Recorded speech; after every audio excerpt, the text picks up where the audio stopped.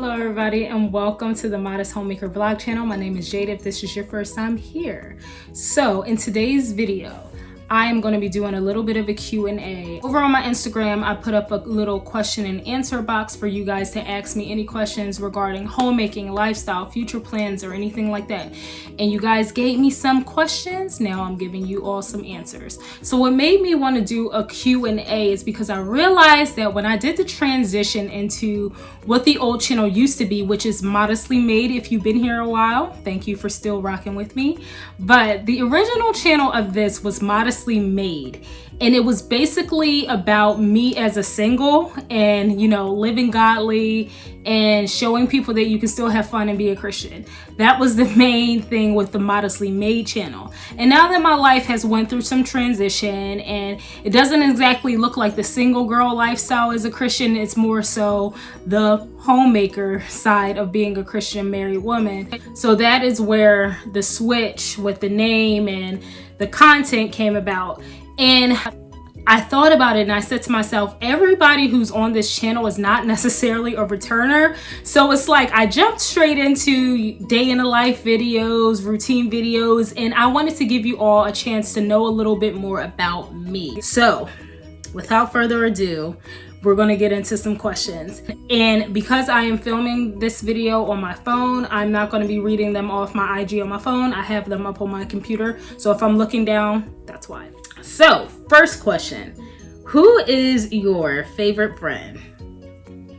Jesus.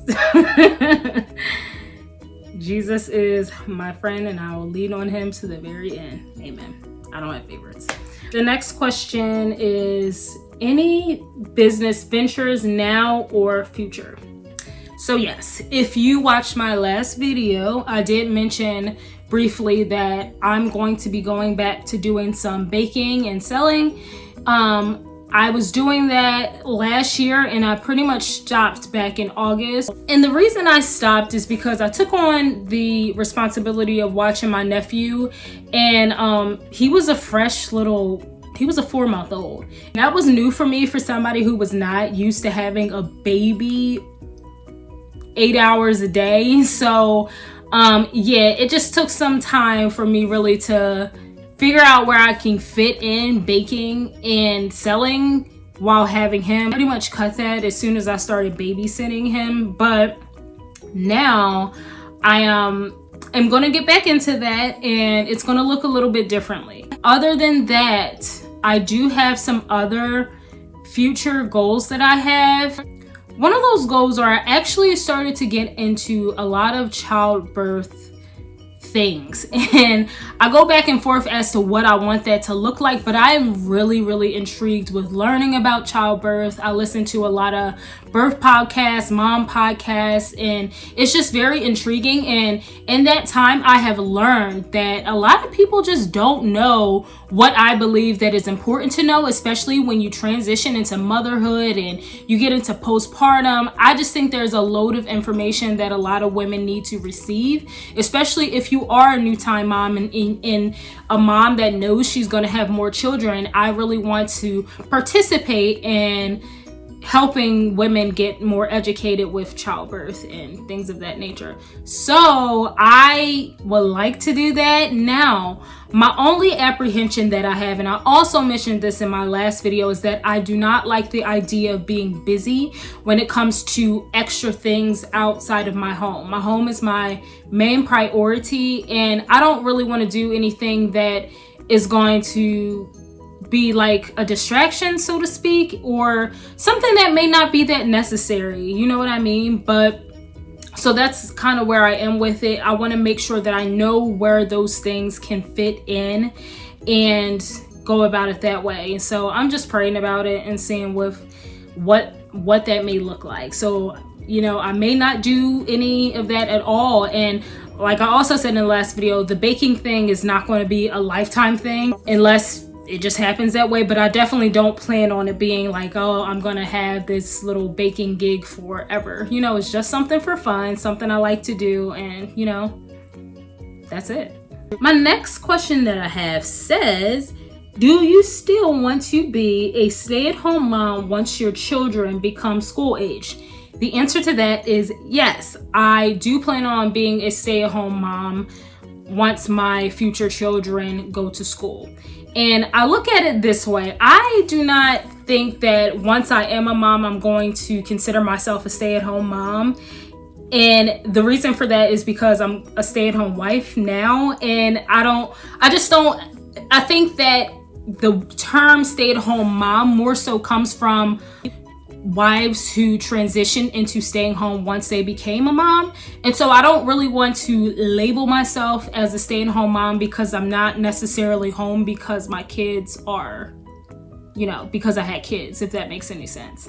Nothing would change just because I have school-age kids. I'm home and I'm planning on being home. And in addition to that is I have certain plans with my children as far as school, so they're not really going anywhere. My husband and I have talked about it and came to the decision of homeschooling our kids for a little bit. So it's not going to be a situation where they're going to be necessarily out of the house right away once they become school age. So that is that.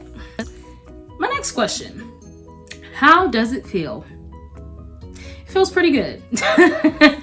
It feels pretty good to be a homemaker, but I don't know.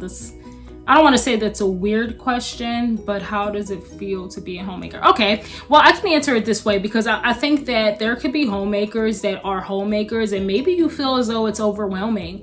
And to be very honest, in the beginning of my homemaking, I felt very overwhelmed because one, I was a new cook. I did not have that much cooking skills. And I was like, what in the world? You expect me to make everything and it be edible? I'm not the one.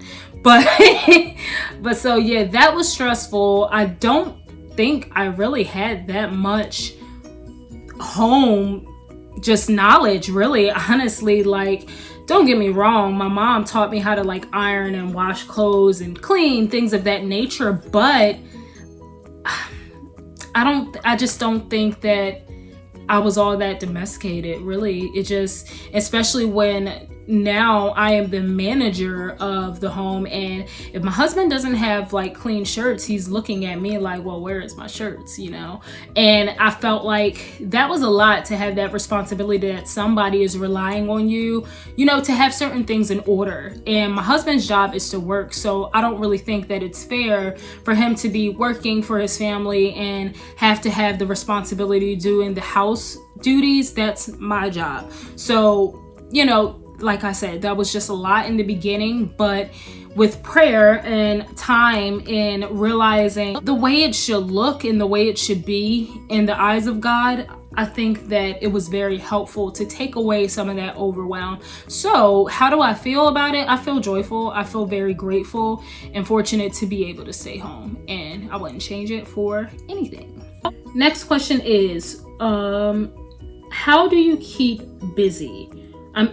I'm not going to read the last part because that pertains to that person, but how do you keep busy? So homemaking is a lot, and I don't think it takes a lot to be busy. I don't think that it's a type of job where you have to make yourself busy because there's always literally something on the to-do list. I listen to the best podcast ever that is called the Art of Home podcast. So if you are a new homemaker or just a homemaker in general, I will highly suggest for you to listen to that podcast because it is very encouraging, especially for somebody like me who started listening to it when I was a new homemaker.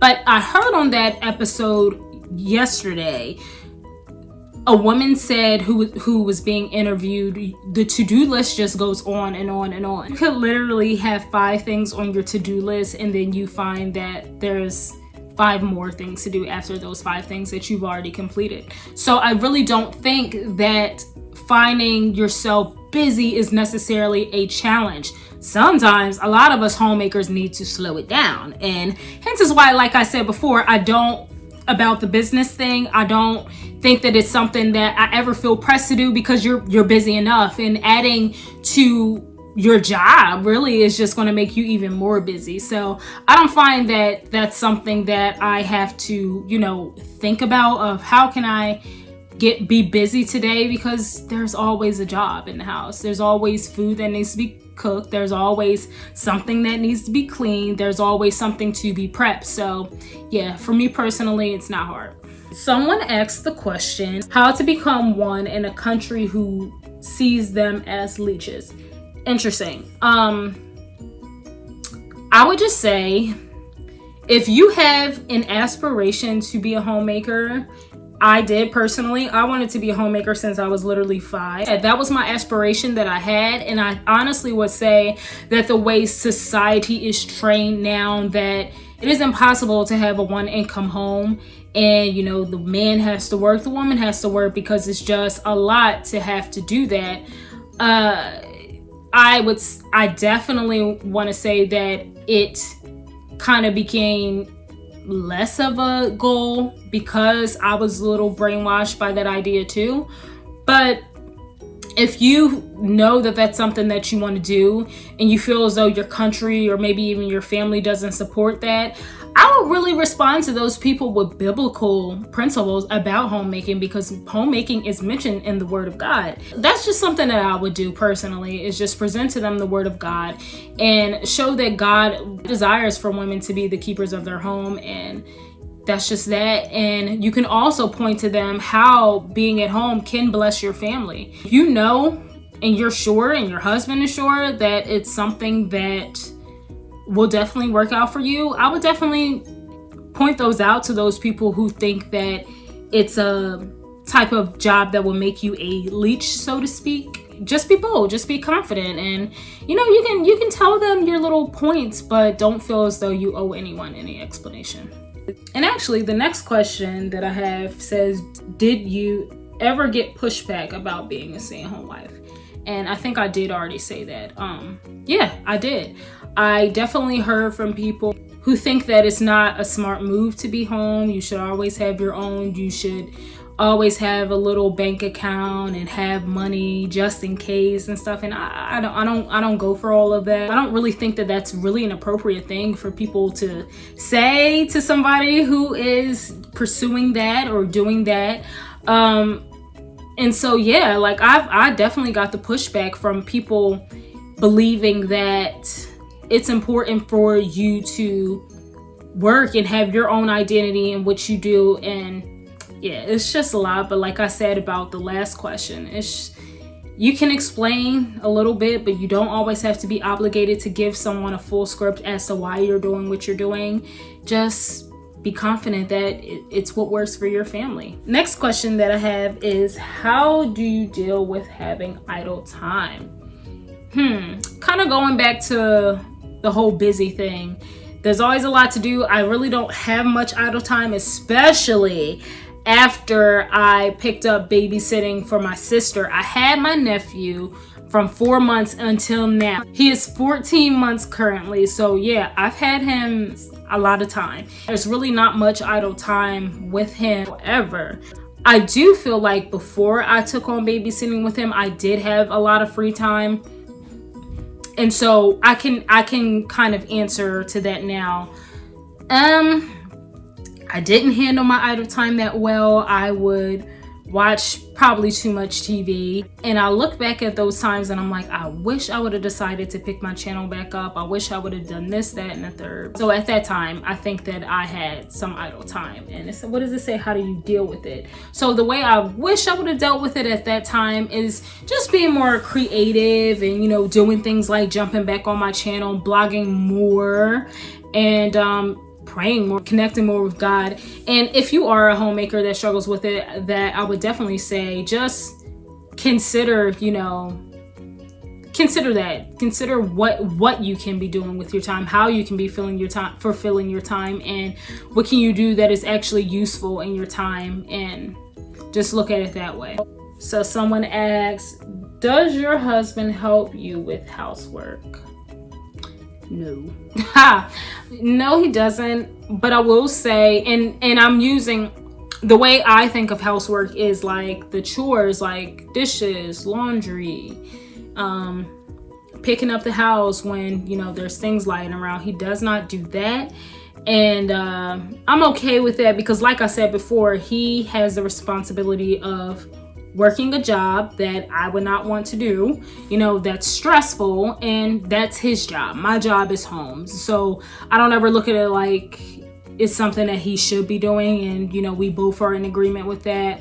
However, he is very good when we have guests over. He is very, very helpful. So if you're somebody who classifies that, so maybe I should have just said, yeah, he does help with housework, because it is work to be hospitable. So he's somebody that will help me prep some food and chop up a couple onions and peppers if I need to. He'll fluff out the couch pillows or something. We don't have pillows at this time, but when we did, he did stuff like that. He'll fluff up the pillows, pick up things that may be lying around. And because I'm too busy with cooking, that's my main thing. I'm always stressed out about food and making sure everybody's gonna eat well when they come here. So yeah, he's very helpful with that, and I would definitely say that that's good, and I like that about him. So shout out to you, babe. 2 more questions left, and the second to last one says this: what do you do for fun? So you guys already know that, like I said, I love to bake, I love to write. But when I'm not doing those things, my perfect day is coffee. And it's not just drinking coffee, it's the actual going out, specifically walking to a coffee shop, sitting there, looking at everybody, maybe reading something, and getting a manicure, which I have not done all year. So I like to do that, and I like to go to Barnes and Noble. That is just a perfect day for me. Coffee, nails, Barnes and Noble.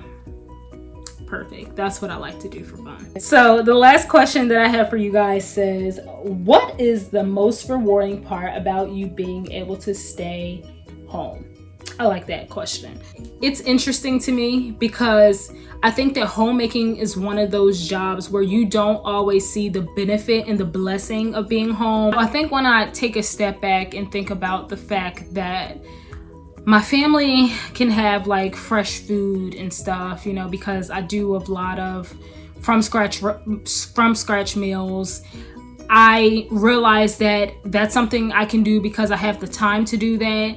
And when I think about the fact that my husband really does not have to get stressed out about where things are, for example, that's truly a blessing. So, and also for the future, when I think about the fact that I don't have to be a mother who has to send their kids to a babysitter or a daycare or what have you, I get to be home with my children and raise my children.